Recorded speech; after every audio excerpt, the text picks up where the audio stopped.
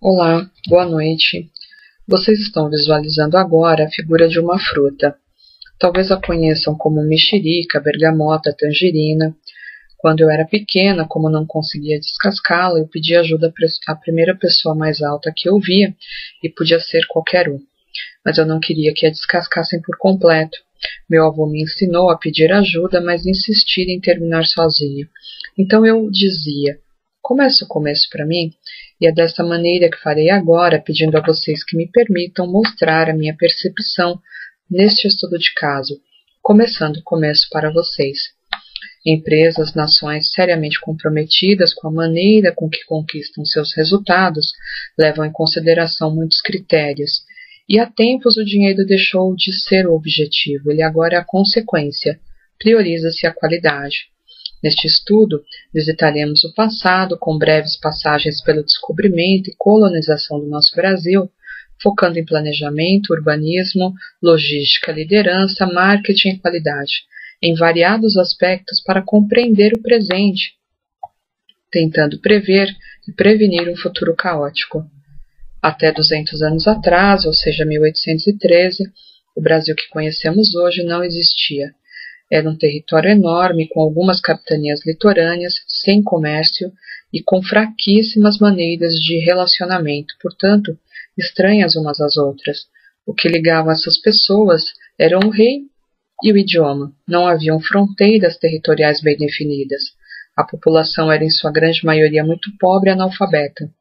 Numa das teses consultadas, que deram base a este estudo, verificou-se que as ordens da coroa portuguesa eram evitar a comunicação entre as capitanias e que estas não soubessem o que se passava no mundo. Tudo isso para preservar a jovem colônia do assédio de outros estrangeiros. Isso ainda acontece? Afunilando essa questão, chegamos a um dos pontos nevrálgicos do nosso estudo, São Paulo, que até meados de 1850 era a mais indígena das capitanias. Falava-se língua de índio, pensava-se como índio. Exemplo de inovação adotada em nossa cidade foi a regulação urbana a partir de diretrizes desenhadas, plantas criadas para orientar a ocupação. Anterior ao processo de ordenação urbana vem o planejamento, que é definido em administração como um processo contínuo e dinâmico, baseado em um conjunto de ações que permitirão uma tomada de decisão mais ágil. Em planejamento, busca-se prever acontecimentos futuros, evitando custos, desperdícios desnecessários e decisões equivocadas. Em planejamento urbano, a estrutura é uma ferramenta que modela a urbanidade. A maneira como as pessoas vivem em um local, como se locomovem, como regulam o uso do solo. Estes desenhos urbanos eram confeccionados por engenheiros militares por ordem do governador. A ideia de enaltecer o monumento, a igreja e reforçar o pensamento de ordem, civilização, condenando os que viviam dispersos, foi com o tempo se firmando. Vale lembrar que estamos falando de uma história recente, há cerca de 160 anos atrás. Mas onde exatamente erramos para que tudo se transformasse, em alguns momentos, em caos? Pela nossa análise, faltou controle e supervisão contínua do Estado. Segundo um estudo divulgado pela revista Exame no anuário 2013 sobre infraestrutura, seriam necessários investimentos anuais nesta área na ordem de 240 bilhões ano para tirar o Brasil dessa escuridão. Como São Paulo é a mais rica cidade desse país, imagine de onde sairão a maior parte desses recursos. Focaremos a partir daqui no objeto deste estudo de caso, um trecho de rota utilizado pela empresa estudada. A empresa é prestadora de serviços no ramo de telecomunicações. Boa parte das rotas convergem aos centros de distribuição, que neste caso não funcionam como um local para armazenagem, mas sim movimentação de carga, haja visto o prazo curtíssimo de entrega para o cliente. Neste trecho em questão, na Zona Oeste, localiza-se um dos centros de movimentação de carga. Existem duas entradas principais e duas saídas para ruas distintas. Ambas as ruas têm como entrada e saída uma das mais movimentadas vias de São Paulo, a Avenida Gastão Vidigal. O trânsito na região é bastante intenso e a empresa tem aos seus serviços, somente na cidade de São Paulo, cerca de 1.500 veículos, não fazendo parte deste número as motocicletas. 30% são caminhões de médio e grande porte, todos com baú de alumínio justamente para a proteção da carga. Um dos setores que a empresa investiu nos últimos anos foi o do comércio eletrônico, que respondeu em 2011 pelo faturamento de 18 bilhões. A empresa movimenta nada menos que 40% deste volume. São mais de 17 milhões de encomenda ano. Para realizar essa gigantesca tarefa, a empresa investiu em contratação de mão de obra, treinamento, aquisição de maquinário suplementar, como empilhadeiras. Contudo, estes investimentos não foram suficientes para suprir a problemática envolvendo gargalos. Perceber a história ajuda a entender por que a falta de infraestrutura e o descaso com que tratamos a política interferem duramente em nosso dia a dia, impactando em prejuízos como trânsito, atraso em entrega e etc. Em alguns bairros da Zona Oeste da capital paulistana, foram construídos enormes mansões em meados do século XIX e XX para abrigar a elite cafeeira e posteriormente a elite industrial. Os primeiros bairros eleitos foram Campos Elíseos e Higienópolis, depois a Avenida Paulista, e mais tarde, quando o leito do Rio Pinheiros foi retificado, surgiram outros bairros ainda mais a oeste, na Várzea Alagada. A região da área norte deste rio, próxima à ferrovia, recebeu muitas indústrias e posteriormente seus operários. Observe, mencionamos que o curso do rio sofreu breve alteração e que uma região conhecida à época como Várzea Alagada foi povoada pouco a pouco. Por que retificar ou canalizar um rio? Existem alguns bons motivos. Diminuir a área ocupada pelo curso da água, aumentar sua calha e assim o volume de água que pode passar, acabar com o assoreamento, diminuir áreas ao redor que sofrem com alagamentos. Voltando à questão da ocupação, na década de 70, houve outro êxodo das fábricas que foram para o interior do estado. E aqueles operários que chegaram no início do século para trabalharem nestas fábricas, muitos permaneceram por ali, vendo o bairro valorizar e crescer cada vez mais. Outros mudaram-se para bairros com aluguéis ou casas mais em conta. Existe um outro ponto nessa região que merece nossa atenção, no CEAGESP, que mantém o maior aglomerado de armazéns públicos do estado de São Paulo.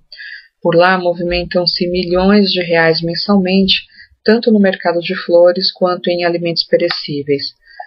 Portanto, toda a região do Ceasa e Vila Leopoldina toma parte da antiga Várzea Alagada.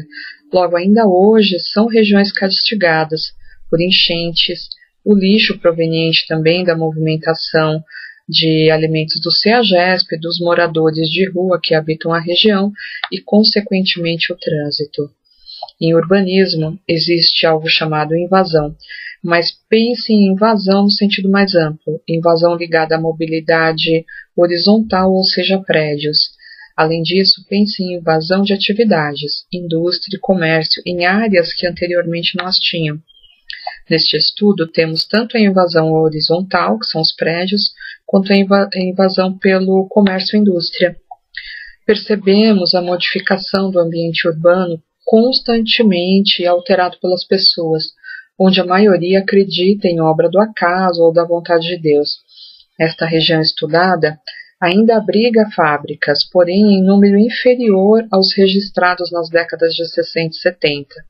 Houve por ali o que se chama especulação imobiliária, que interfere drasticamente na infraestrutura de qualquer região, sobretudo naquelas em que não há uma supervisão, uma ordenação rígida.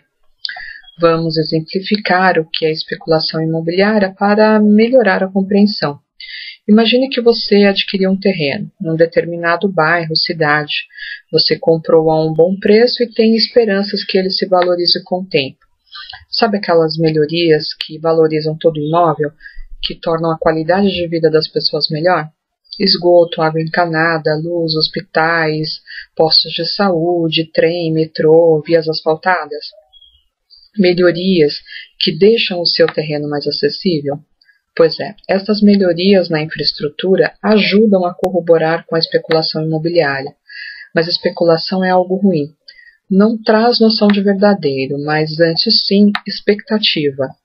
Quando você adquiriu o seu terreno, outras pessoas perceberam a oportunidade e fizeram o mesmo. Muitos contribuem para a valorização, mas poucos ficam com os maiores lucros. É o que aconteceu à nossa região de estudo. Embora supervalorizada, sofre com assaltos, lixo, pouca área verde e o trânsito. Embora tendo uma boa infraestrutura, padece com problemas que foram ignorados no início e que agora, para serem solucionados, precisariam de um investimento substancial. Os modelos mais adiantados de urbanização mostram que, ainda que haja boa vontade em implantá-los, o que interfere no meio são as pessoas. Veja o que aconteceu com Brasília, que tinha um plano piloto perfeito, mas as classes mais pobres foram afastadas cada vez mais para a periferia. Como mostra David Land no livro A Riqueza e a Pobreza das Nações, o que efetiva o crescimento de uma nação é a cultura, a diversidade.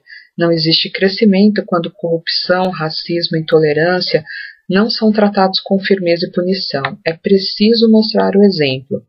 Vejam o exemplo de sociedades que discriminam mulheres, como as de origem árabe. Perdem no mínimo 40% de produtividade, de material, de capital humano, de inteligência. Perdem a oportunidade de observar a situação por outro prisma, encontrar uma solução mais inventiva, criativa. Só o desenvolvimento humano integral trará respostas mais palpáveis a tantos transtornos. No trabalho do professor Ken Wilber, percebemos a importância da educação global do indivíduo. Música, artes, esportes, espiritualidade são necessários para a integração dessas pessoas. Para ele, as pessoas apresentam níveis de consciência variáveis, a começar pela coloração bege. Neste nível, ficariam indivíduos com enorme dependência de um adulto, como, por exemplo, os bebês ou adultos com algum problema ou doença degenerativa que regridem mentalmente, como, por exemplo, o mal de Alzheimer. Na coloração roxo ficam aqueles apegados às crenças, como, por exemplo, gangues, tribos, parentescos e linhagens por vínculos políticos, aqueles que creem em rituais de magia negra e boa sorte. Na coloração vermelho ficam os que conquistaram os primeiros raios de consciência.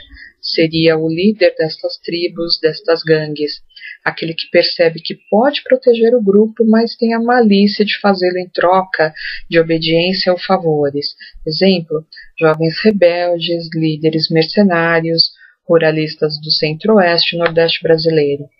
Na coloração azul ficam os que seguem regras absolutas, sabem e têm um nível de consciência mais elevado quanto ao certo e errado coletivo, mas são bastante severos quanto às repercussões de seus atos. A obediência gera recompensa. Um exemplo, fundamentalismo islâmico, escoteiros, hinduístas, América puritana. Na coloração laranja estão os que se libertaram da síndrome do rebanho. São mais individualistas. Eles percebem as regras sem esquecer do coletivo. Eles são altamente orientados pela busca de objetivos e metas. Um exemplo, a indústria da moda, Wall Street, alianças de mercado, materialismo. Na coloração verde estão as pessoas com um vínculo ecológico, uma sensibilidade humana, procuram ligações laterais de caráter igualitário, buscam a construção da realidade coletiva e harmônica. Exemplos, os politicamente corretos, a teologia da libertação, direito dos animais, Conselho Mundial de Igrejas. Na coloração amarela ficam as pessoas que desejam aprender. Elas têm imensa necessidade de compreender o caos, possuem um olhar sistêmico, integrativo. Por fim, a coloração turquesa são os líderes integrativos, são muito colaborativos porque compreendem que a Terra funciona dentro de uma ordem. Um exemplo aí bastante recente desse líder integrativo é do Nelson Mandela. Perceba que, trazendo esta teoria para a nossa vida, tratamos com pessoas de todos os tipos, todos os dias. Dentro da nossa casa existe este universo colorido, do bege ao verde, e todos são necessários. Observou-se também que existem fatores que comprometem a busca pela qualidade, como, por exemplo, cortar custos para alcançar a produtividade, que podem comprometer aí a personalização e qualidade de serviços e produtos. As pessoas muitas vezes recorrem a serviços de qualidade duvidosa porque não foram educadas para serem exigentes, não possuem o hábito ou não sabem reclamar. Em muitos casos, a baixa competência do prestador de serviço é acobertada pela falta de concorrência. Nada fará esse prestador melhorar sua atuação, haja visto seu mercado estar garantido. Neste caso aqui, a associação com o meio político existe. Voltando à enorme relação em nosso desenvolvimento educacional e o que acontece no cenário político brasileiro. Um primeiro exemplo neste caso vem da região de Sobral, pequeno município do Ceará. Eles atravessam a pior seca dos últimos 50 anos, mas lá, há cerca de 13 anos, eles vêm mudando a história da região rural, pobre e que era quase que totalmente analfabeta. Hoje Sobral ele alcançou os maiores índices de nota no IDEB, que é uma ferramenta usada pelo MEC que mostra o desenvolvimento educacional da região.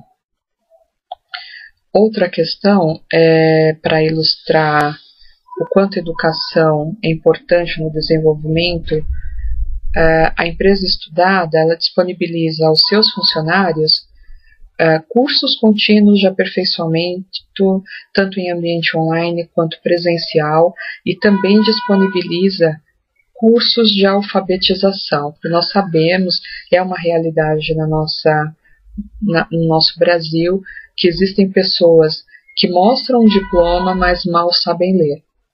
Outro exemplo a ser seguido vem da região sul do nosso país, onde eles conseguiram uniformizar parte da educação, acabar com apadrinhamentos políticos em cargos de diretorias de escola, e com isso aumentaram o desenvolvimento das crianças, alavancando também as notas no IDEB. Então, educação, capacitação influem em produtividade. Povo mais esclarecido padece menos. Um exemplo para finalizar vem de Ananindeua, Pará, uma região com crônicos problemas de falta de esgoto, de educação. Gastou-se cerca de R$315 mil pelo tratamento de diarreia. Em Franca, interior de São Paulo, pelo mesmo tratamento da patologia, gastou-se R$8 mil. É preciso deixar esta ideia recalcada de pátria paternalista. Nós somos a pátria e tomamos as rédeas em nossas mãos. Muito obrigada.